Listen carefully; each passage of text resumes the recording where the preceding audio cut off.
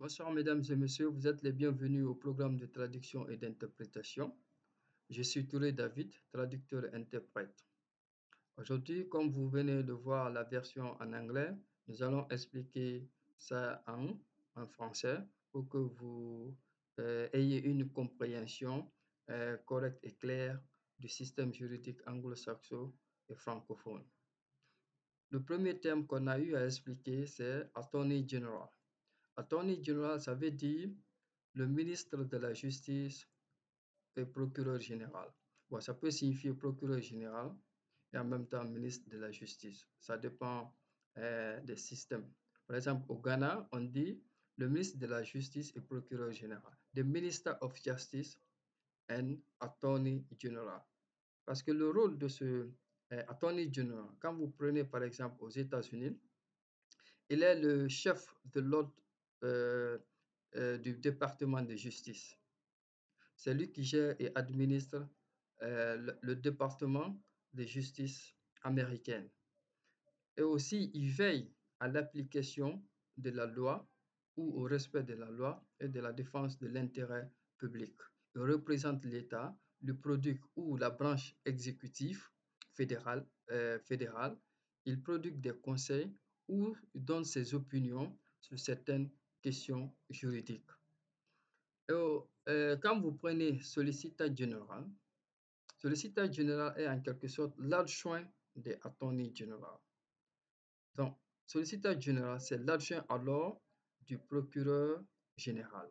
L'adjoint du procureur général. Mais attention, des fois, vous pouvez voir des termes comme prosecutor, general prosecutor, qui signifie aussi procureur général. Comme aux États-Unis, nous avons le niveau fédéral et le niveau étatique. C'est-à-dire, comme c'est l'Union des États-Unis, l'Union des États, vous allez voir que dans chaque État, il y a un procureur où on peut dire de prosecutor, de state prosecutor.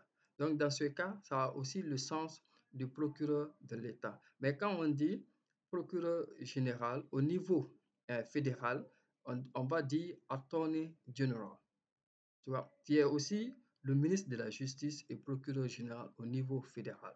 Maintenant, Solicitor General, c'est l'assistant de ce procureur général ou ministre de la Justice au niveau fédéral.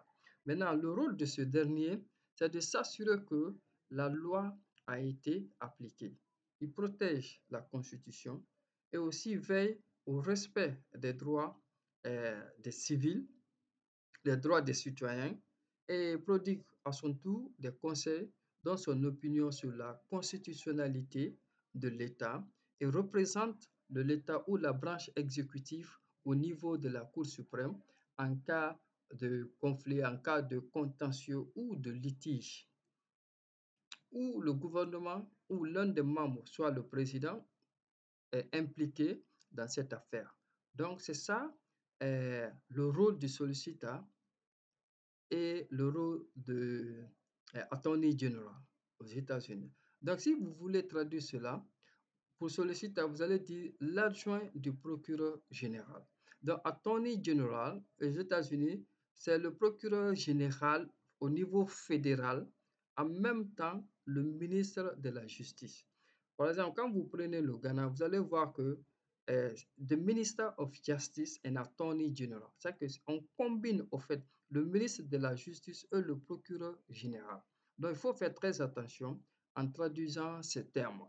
Et donc, l'adjoint de ce dernier, donc, l'adjoint de ce dernier, par exemple, aux États-Unis, ce qu'on appelle sollicitor général, c'est que l'adjoint du procureur général.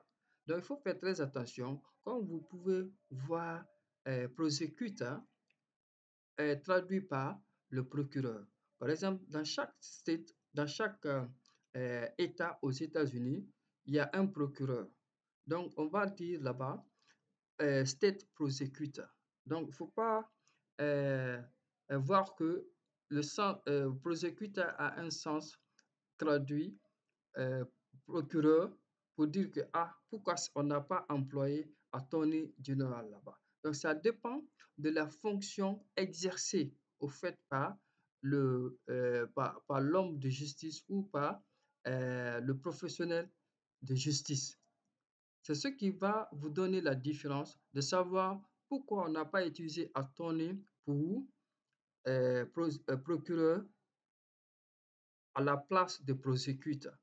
Parce que celui qui est attorney general, il est au-dessus de ceux qui sont prosecuteurs dans les différents États aux États-Unis.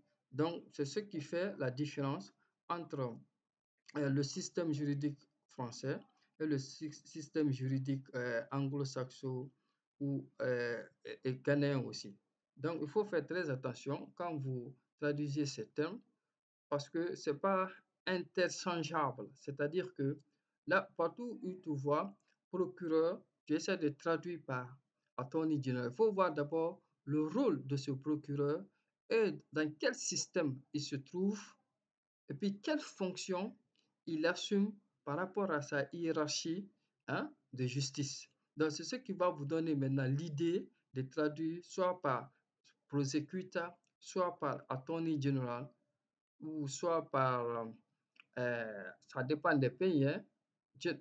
Par exemple, quand vous prenez en Scotland, au lieu de dire prosecutor, ils vont dire advocate. Vous voyez donc, bon, on va voir ce système-là après pas dans cette vidéo. Donc, il y a des systèmes juridiques différents. Quand vous voulez traduire ces sens-là, il faut faire très attention. Hein? Ce n'est pas à chaque fois interchangeable. Parce que quand vous, comment on appelle ça, vous traduisez attorney général en français par le procureur général. Maintenant, qu'en français, vous voulez traduire le procureur général en anglais, il faut faire très attention pour ne pas euh, faire l'objet de faux amis dans votre traduction, c'est-à-dire pour dire General Prosecutor. Vous voyez, donc c'est un peu ça la différence entre ces termes.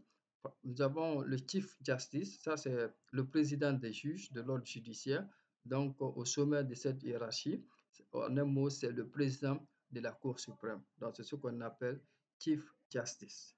Donc, mesdames et messieurs, on va s'arrêter ici pour le reste des termes. Vous allez voir, c'est affiché sur l'écran là-bas. Donc, vous allez lire comment on traduit la réquisition, euh, le réquisitoire, euh, comment on appelle ça, et les autres thèmes, ainsi de suite. Donc, merci, mesdames et messieurs.